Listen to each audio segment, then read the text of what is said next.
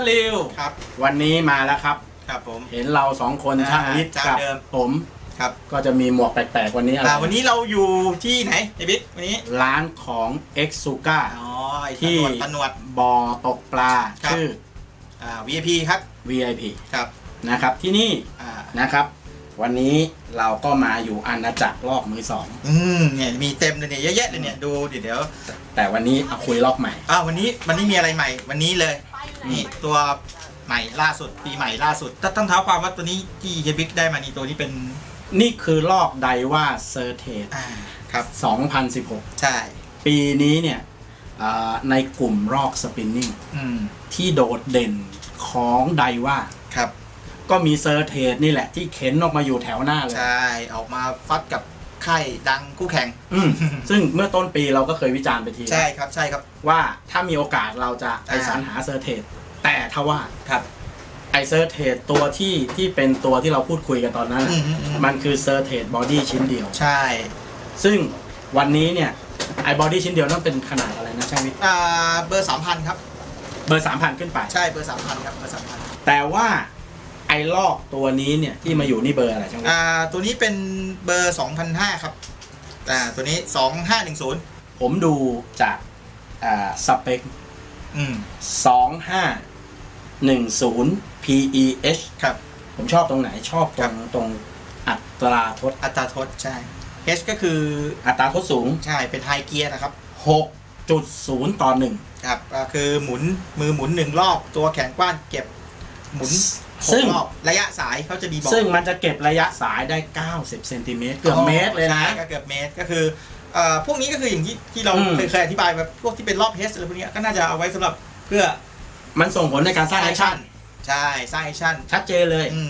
คือคุณควบคุมแอคชั่นมันได้ใช่แล้วน้ำหนักเนื้อตัวเขาครับอันนี้ผมค่อนข้างแปลกใจอยู่เหมือนกันน้ำหนักเนื้อตัวเขาถ้าเป็น2508 PE เนี่ยมันจะหนัก245 กรัมแต่ว่าเมื่อเป็น2510 PEH มันหนักแค่240 กรัมหย่อนไป5 กรัมก็คงน่าจะเป็นเกี่ยวกับตัวสปูลมั้งครับอะไรอย่างเงี้ยใช่ขนาดของสปูลคือขนาดของสปูลตื้นลึกจะต่างกันนิดนึงเพราะฉะนั้นในส่วนที่เป็นโลหะมันหายไป5 กรัมประมาณเนี้ยแต่ว่าต้องเข้าใจไว้อย่างพอเมื่อมันถูกใส่สายเต็มสปูลเนี่ยมันก็จะถูกชดเชยด้วยน้ำหนักของสายที่อยู่ในนั้นใช่แล้วก็มันก็จะมีพวกมันก็ต้องดูรายละเอียดเป็นปียิบย่อยมากเพราะคือรอบเร็วแล้วก็ขนาดเฟืองหรือว่าอะไรพวกนี้ก็จะต่างไปด้วยนะครับมันก็เลยต้องดูตามสเปคนิดนึงเพราะว่ามันแยกมาเยอะพอสมควรอันนี้ต้องเดี๋ยวถ้ามีโอกาสก็อาจจะอธิบายกันต่อไปในความโดดเด่นอีกเรื่องของเซอร์เทสตัวนี้ก็คือเป็นสปูลแบบ ABS 2ใช่คือ ABS ธรรมดาก็คือเป็นเทปเปอร์เราได้ยินบ่อยๆ ABS เนี่ยบางคนเมื่อก่อนชอบ ABS นี่อะไรระบบเบรกไม่ใช่เราได้ยินระบบเบรก ABS คือ ABS ของไดว่าเขาพูดถึงสปูลใช่ครับที่มันมีการเทองศาใช่ของเนี้ยการเนี้ยตรงเนี้ยฮะมันมีเทปเปอร์ของมันเทปเปอร์ขนาดของสปูลจะเป็นเทปเปอร์หน่อยเนี่ยเนี้ยต้องดูตัวเพื่อให้สายที่อยู่ในเนี้ยวิทย์มันพุ่งออกโดยไม่เกาะกันใช่มันจะไม่เกาะกันไปเป็นก้อนมันจะทุเลาปัญหานี้แล้วพอเป็นทูก็คือน่าจะเป็นมันจะเพิ่มชั้นออกมาอีกชั้นนึงตรงเนี้ยเพื่อให้การจ่ายสายเนี่ยดีกว่าเก่าขึ้นไปอีกเวลาออกไปเนี่ยก็คือมันจะให้ลื่นไหลมากขึ้นทั้งหลายทั้งปวงเหล่านี้ก็คือเพื่ออะไรเพื่อให้ได้ระยะในการส่งเหยื่อตีเหยื่อส่งสายออกไปไกลออกไปครับนะอันนี้ก็คือมันเป็นสปูลแบบ ABS คู่แล้วมีอะไรอีกบิ๊กก็มาถึงสุดยอดของเทคโนโลยีไดว่านะวันนี้ความภาคภูมิใจเราก็รู้กันอยู่แล้วเบรกอันนี้ใหม่ล่าสุดเนี่ยคือเบรกระบบเบรก ATD ATD นี่อะไรนะ Auto Tournament Drag มันจะมีเมื่อก่อนจะเป็น UTD อันนั้น Ultimate Tournament Drag กับ ATD มันจะแตกต่างยังไงก็ที่เคยคือเราเคยพูดแล้วว่า ATD เนี่ยเมื่อท่ากระชากมันจะมีกำลังใช่แต่ถ้าตอนลากช้าๆเริ่มมันจะสมูทอันนี้ก็คือจุดเด่นของ ATD ซึ่ง เป็นประโยชน์ต่อการสู้ปลาอย่างมากๆนะ ใช่ใช่ใช่ ก่อนที่จะช่างวิทย์จะทำอะไรอยากบอกไว้ก่อนว่าลอกตัวนี้เป็นระบบ Max Seal ทั้งตัวใช่ครับ Max Seal ตอนนี้ก็คือที่เรารู้กันเมื่อก่อนก็ Max Seal เนี่ยมันมีจุดเด่นบ้างก็เด่นๆเลยนะครับที่เรารู้กันก็คือตรงโรเตอร์ตรงนี้นี่เขาจะมีเขียนเลยว่า Max Seal นี่ตรงนี้เลยนะครับก็คือ1จุดก็คือตรงลูกปืนใต้โรเตอร์นะครับเป็นจุดที่กันน้ำแล้วก็อีกจุดหนึ่งก็คือโรลเลอร์ไลน์โรลเลอร์ครับล้อผ่านสายใช่ครับตรงเนี้ยก็จะเป็นใช้เป็นระบบ Max Seal เครื่องกันน้ำเหมือนกันกันน้ำเข้าลูกปืนอีกจุดหนึ่งก็ตอนนี้ก็คือล่าสุดก็คือเป็นแบริ่งแบบ Max Seal คู่นี้ใช่ครับจะอยู่2ข้างนี้2ข้างนี้เดี๋ยวผมเปิดคือรับตัวแกนใช่มันจะเป็นลูกปืนที่ Max Seal ซีนไว้เลยโดยที่น้ำไม่เข้าแน่นอนเพราะฉะนั้นย้ำอีกครั้งนะครับหลังจากนี้เป็นต้นไปถ้าคุณไม่ใช่ช่างถ้าคุณไม่มีเครื่องมือโปรดจำไว้ว่าอย่าลื้อเองเดี๋ยวจะแกะให้ดูว่าเครื่องในมันเป็นยังไงเพื่อให้คุณมั่นใจกับเซอร์เทสตัวนี้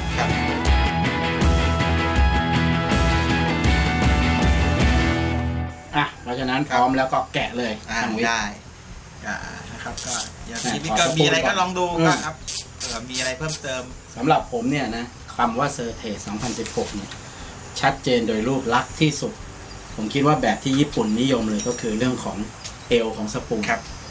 ซึ่งเวลาเปลี่ยนซีรีส์อะไรทีเอลสปูลนี่ก็จะโดนไปก่อนเป็นดีไซน์แรกๆที่มันเห็นได้ชัดและโดดเด่นแล้วก็อันที่ระบบอะไรนะ ABS2 ก็คือเตเปอร์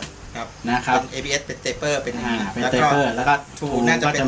มีที่เราเห็นกันมีด้านขอบเนี่ยอย่างเงี้ยนะครับน่าจะเป็นตรงเนี้ยเป็นพันแล้วก็จะช่างวิทย์ก็แกะไปไม่เป็นไรคือจะบอกว่าอย่างนึงว่าไม่ว่าลอกสปินนิ่งลอกเบสแคสติ้งส่วนสำคัญประการหนึ่งเลยก็คือสปูลอย่าตกพื้นเพราะว่าถ้าเกิดขอบอย่างสปินนิ่งเนี่ยสำคัญที่สุดก็คือขอบชุดนี้ไม่ว่าจะรุ่นอะไรก็ตามแต่ชุดขอบเนี่ยนี่คือชุดที่เวลามันจ่ายสายตอนเหวี่ยงมันจะลูดไปกับขอบนะครับถ้าขอบมันเยินขอบมันบินอนุมานได้ว่าเสียเลยครับใช่ครับมันก็เดินสายออกไม่เรียบสะดุดหรือว่าถ้ามันเป็นสักๆหรืออะไรพวกนี้ก็สายก็จะเป็นแผลได้เพราะฉะนั้นเนี่ยตรงนี้คือจุดสำคัญที่สุดจุดหนึ่งนะครับเวลาคุณจะถอดสปูลถอดเข้าถอดออกเนี่ยทำตกปุ๊บจบเรียกสปูลกุ้งนะครับผมเรียกสปูลกุ้งครับก็คือหล่นเหมือนกันเบสติ้งก็เหมือนกันเบสนี่เห็นเลยนะพอใส่ประกอบเข้าไปเนี่ยมันจะกินบอดี้มันจะขูดนึงกึดเมื่อมันขูดเนี่ยมันแปลว่ามันเบี่ยงไม่ได้มันก็คือสีกับขอบสปูลนะครับแล้วเซอร์เทสเนี่ยต้องถือว่าในไลน์อัพของไดว่าเนี่ยก็ต้องถือว่าเป็นรอบแถวบนครับใช่ครับเหมือนปลาหมึกแห้งมันจะแพงที่สุดก็จะอยู่แถวบนมันจะมีท่านยิงที่แพงสุดก็จะเป็นน่าจะเป็น Exit แต่มันก็จะต่างกันที่คือ Exit กับเซอร์เทสจริงๆมันเป็นรอบท็อปเหมือนกันแต่ว่าซีรีส์ในการใช้งานมันจะแตกต่างกันนะซึ่งเซอร์เทสเนี่ยอย่างวันนี้ที่เราเห็นว่ามันออกเป็นรุ่นสาย PE ออกมาเนี่ยผมเข้าใจว่าคงจะใช้กับงาน C-Bass ได้ครับใช้กับงาน C-Bass ในญี่ปุ่นจึงออกมาเป็นซีรีส์ PE ใช่มันก็คือเป็นงานเป็นพวกงานที่เป็นใช้ฟังหรือว่าต้องการรับแรงโหลดสายสูงซึ่งบ้านเราเนี่ยผมตีอย่างนี้เลยว่ามันเหมาะกับอย่างเงี้ยอย่างบ่อปลาเก๋าบ่ออย่างปลาเก๋าบ่อเอ็กซูก้าอย่างเงี้ยน้ำก็อาจจะเค็มใช่น้ำมันก็จะมีความเค็มก็จะมีพละกำลังของปลามันก็จะมีหลายเรื่องเพราะฉะนั้นเนี่ยอะไรที่มันใช้กับซีแบสมันก็จะมาใช้กับปลาเก๋านี่ได้ด้วยใช่ครับเอาละถอดจนถึงชั้นนี้นี่ห้ามแล้วนะนี่ผมให้ดูแต่บอกว่าบางคน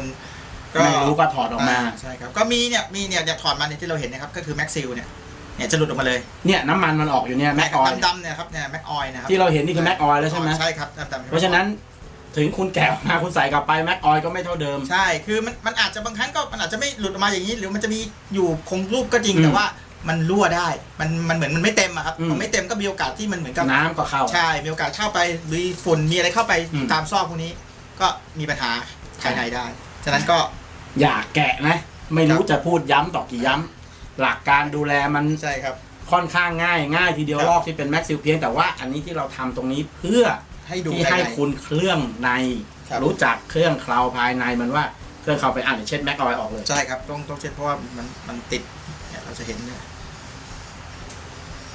นี่คือแม็กออยล์นะที่เห็น ใช่ครับ ติดกับ Mac Oil กระดาษทิชชู่เนี่ย ครับมันจะเป็นคราบแม็กออยก็คือที่เขาบอกเป็นน้ำมันแม่เหล็กอะไรพวกเนี้ยก็คือมันน่าจะมีสารที่เป็น มันมีตัวที่ไวกับสนามแม่เหล็ก ตอบสนองกับสนามแม่เหล็ก ใช่ นะอย่างถ้าตามงาน exhibition เนี่ยคุณจะเห็นว่าพอเอาแม่เหล็กไปจ่อปุ๊บเนี่ยมันขึ้นมาตามสนามแม่เหล็กเลยนะ ใช่ก็เหมือนที่ เป็น เขา ห โช นาม ว์ แม่นแหลก ใช่เขาโชว์ไว้ว่ามันพอมีสนามแม่เหล็กเข้าไปมันก็จะดันก็ทำให้เป็นซีนกันน้ำได้อย่างดี ใช่ ซึ่งตัวแม็กซีลเนี่ยคือส่วนหนึ่งเป็นแม่เหล็ก ตัวแม็กออยล์ทำงานกับสนามแม่เหล็ก เพราะฉะนั้นตัวมันจะเกาะอยู่กันตลอด ครับ น้ำจะไม่ผ่านนี้ฝุ่นจะไม่เข้านี่ ใช่ครับ นะครับ แต่ไอ้แม็กออยล์พวกเนี้ยถ้าคุณเอาน้ำมันไปใส่คือโดยปกติเนี่ยน้ำเนี่ยละลายมันไม่ได้ ใช่มันเข้ามันกันน้ำแต่ว่าน้ำมัน แต่น้ำมันบางอย่าง มันมีตัว เราตอบไม่ได้ว่าคุณไปเจออะไร ใช่ คุณไปเจอน้ำมันที่มันมีสารประกอบบางอย่างที่ ใช่ครับ มันไปเข้ากับแม็กออยล์ ใช่ มันก็จะทำละลายแม็กออยล์อ ใช่ อกมา ตัวทำละลาย นี่ เขาถึงบอกว่าไม่จำเป็นไม่ต้องยุ่งอะไรกับมัน แล้วเนี่ยอันนี้ซีนของมันละ ตัวใช่ครับ อืม เนี่ยจะดูจากนี้ก็เป็นแม่เหล็ก นี่ก็เป็นแม่เหล็กแล้ว ครับเป็นตัวแผ่นแม่เหล็ก แล้วก็จะมีซีนยางมีแผ่นรองอะไรพวกเนี้ยฮะเนี่ย ก็ พวกเนี้ย โอ้โหเนี่ยมันละเอียดรายละเอียดมันสูงมากเลยนะ อัน พี่ นี้ วิทย์นะ ครับไม่ก็จะแตกต่างจากรุ่นเก่าที่ผมทำก็จะเป็นอย่างแผ่นตัวนี้ก็จะมีหนาขึ้นมีชั้นขึ้นมา มีสเต็ป ถ้า ข เป็ อน งมันละ มีสเต็ปที่เป็นเพื่อในการระบบให้เขาดีขึ้นเขามีการพัฒนาเนี่ยผมเห็นเนี่ยผมรู้เลยนะว่ามีการพัฒนา นี่แตกต่างจากรุ่นเก่าแล้วใช่ไหม รุ่นเก่าแตกต่างครั อื บ ม คือจะไม่จะเหมือนรุ่นเก่าละ เนี่ยอืม ครับแล้วอันนี้ก็จะเป็นระบบแอนตี้ละ อันนี้แอนตี้ทั่วไป ใช่ครับ อืม เดี๋ยวผมจะเรียงไว้ให้ดูว่ามันยังไงกัน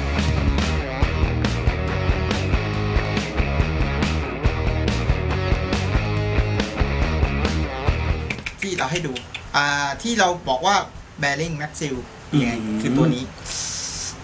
นี่นะครับ อื้อหือ เนี่ยครับเนี่ย นี่ช่างวิทย์โรงงานเฟืองก็สิ ครับใช่ครับโอ้โห นี่ช่างวิทย์อาจจะเห็นแบริ่งแม็กซิลนะผมดูงานเฟืองนี่ขนลุกเลยอะรายละเอียดงานเฟืองแบบ ครับ อื้อหือ เขาก็เหมือนระบบเดี๋ยวนี้เทคโนโลยีมันขั้นสูงมันไฮเทคโนโลยีมากเนี่ย bearing maxil จะมีสองข้าง อืม นะครับ โอ้โห นี่ มิติของงานเฟืองมันสูงมาก ครับ แล้วที่สำคัญในช่างวิทย์โทษทีครับ อยากให้ดูการเก็บรายละเอียด ครับ แล้วน้ำหนักเบาอ่ะ ใช่ครับ พวกนี้ก็คงเป็น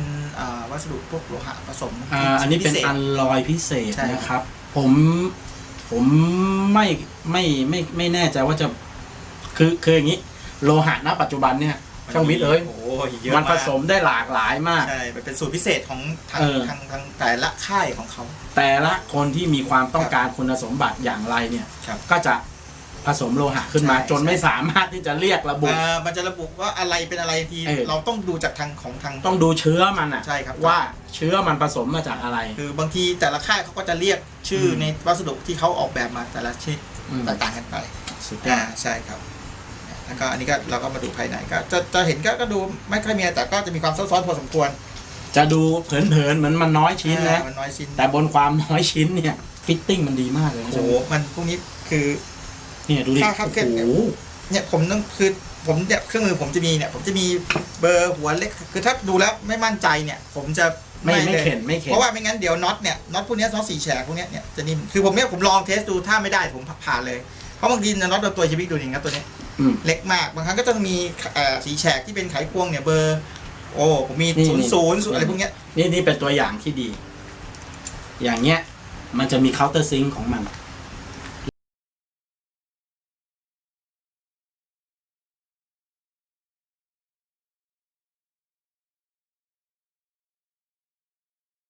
ที่ผมบอกล็อกไทยเนี่ยสีฟ้าที่เห็นเนี่ยครับพวกเนี้ยเนี่ยเฮียพิกดู อืม เนี่ยคือเขาเป็นตัวการคลายใส่มาจากทางโรงงาน อืม บางครั้งการถอดครั้งแรกเนี่ยบางครั้งเห็นทำไมโอ้โห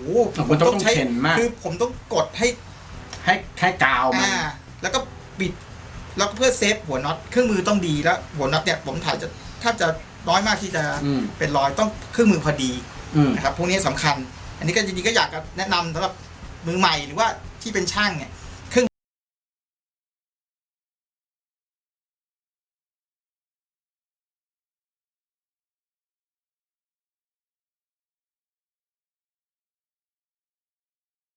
จะได้ไม่รูดล็อกไทยนี่มันเป๊ะเดียวก็หลุดนะก็คือล็อกไทยอย่างเงี้ยอย่างการคลายนะครับที่เราเรียกกันว่าล็อกไทยอย่างเงี้ยเนี่ยฮะเนี่ยที่เราเห็นกันนะสีฟ้าเนี่ยก็คือการคลายของเกลียวมันเป็นกาวเกลียวแบบนึงใช่จริงกาวตาช้างเขาก็เรียกล็อกไทยนะแต่อันนั้นล็อกตายครับไม่ล็อกไทยอันนั้นล็อกแข็งเลยก็จะมีเนี่ยครับก็ต้องใช้ออกแรงนิดนึงนะครับเพื่อไม่ให้หัวมันเสียโอเคดูเฟืองกันหน่อยอันนี้คือเฟืองตัวรับมันครับใช่ครับแล้วนี่ลูกปืนลูกปืนนี่รุ่นใหม่ละผมเห็นนะโอ้นี่แม็กซิลป่ะไม่ใช่ครับแต่ว่าเป็นรุ่นใหม่เพราะเดิมถ้าเป็นตัวเก่าจะเป็นสีเงินแต่นี่ซิลแดงแล้วเนี่ยใช่นี่ฝาจะเป็นรุ่นใหม่นี่ก็คือให้เห็นชัดเจนว่าคือเมื่อก่อนจะมีคำถามว่าเอ๊ะเป็นแดงหรือดำหรือขาว CRBB ทำไม CRBB เป็นสีขาวล่ะเมื่อก่อนเป็นสีดำก็คือ New CRBB ครับมันก็จะเปลี่ยนอะไรเข้าไปแต่นี่เขาทำให้เห็นชัดเจนว่ามันเป็นเวอร์ชันใหม่ละมันจะมีที่เป็นอย่างนี้แต่เราจะดูง่ายขึ้นนะครับเนี่ยจะต่างกันอย่างนี้ก็คือเป็นแม็กซิลนี่แม็กซิลเป็นแม็กซิลกับอันนี้เป็น CRBB ไม่เหมือนกันแล้วก็เนี่ยนะครับอันนี้แล้วก็เป็นเฟืองก็เป็นอันนี้ก็เป็นบลัสอลลอยแน่ๆอันนี้ไม่มีอะไรล่ะนี่ก็กัดนี่มาจากบลัสอลลอยครับดูเนียนดีมากรายละเอียดการขบมันก็ดูลักษณะของฟันขบมันเลยแข็งแรงใหญ่โตมากเลยถ้าเทียบกับลอกตัวแค่นี้กับฟันเฟืองแบบนี้เนี่ยนะโอกาสที่เฟืองจะมีปัญหาเนี่ยใช้คำว่าเป็นศูนย์ใช่ตัวนี้มัน7กิโลใช่ครับตัวนี้มันรับเบรก7กิโลต้องรับแรงโหลดของเบรกแล้วก็อันนี้ก็ลานชักใช่ครับจะมีพวกกิ๊บพวกแหวนพวกอะไรพวกนี้ไม่ใช่รูดพรวดออกมาเลยไม่ใช่มันก็นิดนึงฮะจะติดนิดนึง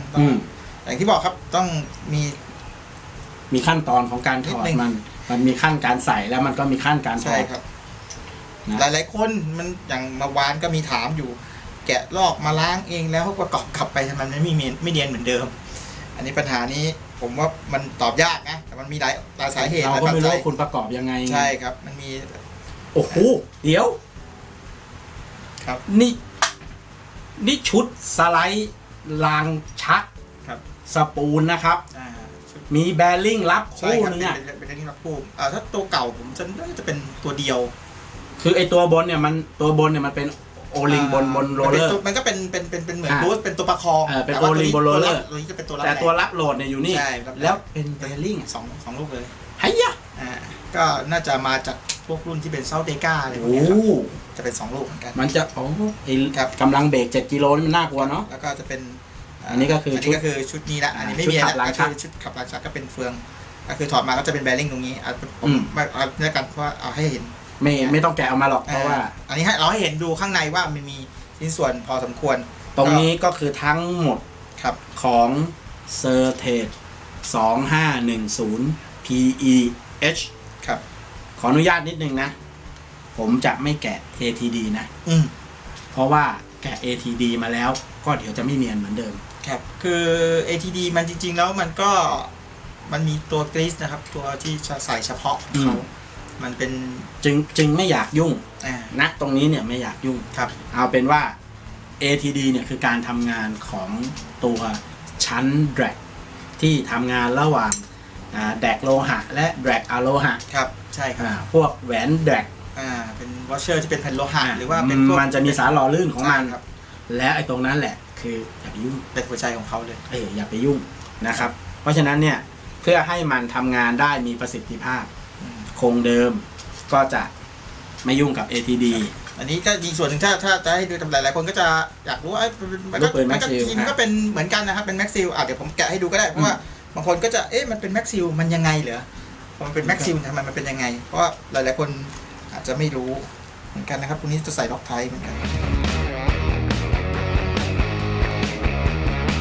นี่อยู่ตรงนี้เนี่ยก็จะมีลูกปืนจะอยู่นี้นี่ฮะ เห็นดำๆไหมลองสังเกตสังเกตดีๆว่ามันจะเป็นดำๆน้ำมันเนี่ยน้ำมันแม็ก ที่ อ เรา อ เห็ ย น ล์ เนี่ยในแม็กออยล์ตัวนี้ฮะไอ้น้ำมันแม็กออยล์เนี่ยบอกไว้ก่อน ครับ มันมีค่าเฉพาะของมัน ใช่ครับมันแต่ละจุดผมบอกเลยว่าก็มันจะมีอย่างจุดหนึ่งก็จะมีค่า เฉ ความ พาะ หนืด ของมันหนึ่งนะ ใช่ครับ ไม่ใช่ว่าแม็กออยล์ตัวเดียวใช้กับทุกจุดนะ ไม่ครับก็จะมีอย่างใส่ตรงคอโรเตอร์นี้ก็เป็นเบอร์หนึ่งใส่ตรงไลน์โรลเลอร์เบอร์หนึ่งในแบริ่งก็จะเป็นอีกเบอร์หนึ่งซึ่งไม่ใช่ว่าคุณไปเจอน้ำมันที่ไวต่อสนามแม่เหล็กแล้วคุณจะมาใช้แทนได้เลย ใช่ไม่ใช่นะ มันก็มีความหนืดของมันมันมีค่าเฉพาะของมัน ครับ แล้วมันก็มีเบอร์โดยตัวมัน ครับ แต่อย่างนี้นี่ก็เท่ากับว่าผมว่าทั้งหมดของเซอร์เทส2510 PEH แล้วล่ะ ข้างในเป็นยังไงนะอีกครั้งอย่าเบื่อนะ ไม่ใช่ช่างอย่าทำครับเพราะว่าของที่จะมาถึงขั้นนี้ถ้าคุณไม่มีเครื่องมือไม่มีแม็กออยล์ประกอบกลับไปยังไงก็ไม่เหมือนนะใช่ครับไม่เหมือนมันต้องมีระบบพวกแม็กซิลของเขาแต่อย่างนี้เดี๋ยวก็คงต้องเอาลอกตัวนี้กลับไปใช้เหมือนเดิมเดี๋ยวก็ผมก็ทำความสะอาดแล้วเดี๋ยวประกอบกลับไปครับรู้จักกันแล้วนะครับเฟืองใหญ่โตแข็งแรงมากแบริ่งแม็กซิลครับระบบรางชักครับมีแบริ่งนะครับในการรองรับสปูลมีอะไรเปลี่ยนแปลงระบบเบรก ATD เป็นตัว ABS2 อะไรพวกนี้ครับอันนี้ครับเพราะฉะนั้นก็ประกอบกับครับใช่ครับ